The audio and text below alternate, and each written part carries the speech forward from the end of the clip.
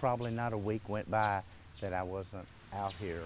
The Barkley Airport John Doe case is something Jerry Byer pondered throughout his time as McCracken County's coroner.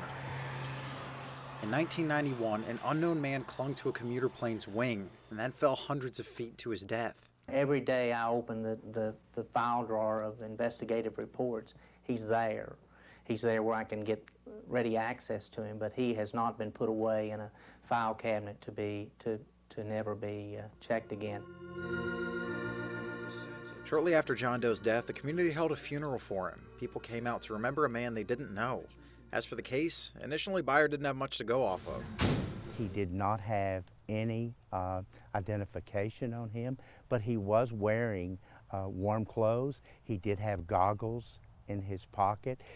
He had a bear claw in his pocket. Leads trailed off, and they were still no further to finding out who John Doe was. Byer even went as far as printing off flyers of John Doe's face. As I would travel on vacation, I took those brochures and I would give them to police officers and just say, would you give this to your detectives and see if they could follow up. There were still other questions that needed answers. That I too knew that there was somebody out there looking for their young son, and I wanted to try to help them solve that mystery. Witnesses say John Doe was trying to trade a leather jacket to get a plane ticket to go out west. But why did he want to go out west so badly? That remained a mystery. In Paducah, Kentucky, a young stranger was... The case even appeared on a 1992 episode of Unsolved Mysteries. Trying to talk his way onto a flight. People still wonder what drove him to make the desperate decision. To this day, we don't know what his reason for wanting to go out west was. The plane was cleared for takeoff. Everything seemed normal. Despite having a nationally viewed TV show detail the case, Byer was still no closer to finding out who John Doe was. The way that we found this was that I came out here on the anniversary of his death and just to get some more media coverage. An article was published in the Paducah Sun, pictured as Byer hanging a wreath near John Doe's burial site.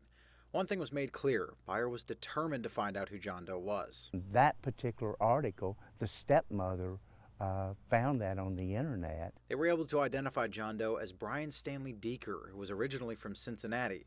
Deeker was a marathon runner and was also schizophrenic. I immediately came out and put an identification marker up and brought a wreath out here to say, hey, Brian, we now know who you are, and this is my way of saying I'm thinking of you. Deeker's still buried in Paducah to this day. His tombstone at Oak Grove Cemetery is also updated. They decided to leave him here, and then they added the identification marker or monument on top of, giving his name Brian Stanley Deeker, and they felt like that this community cared for him as much as they cared for him.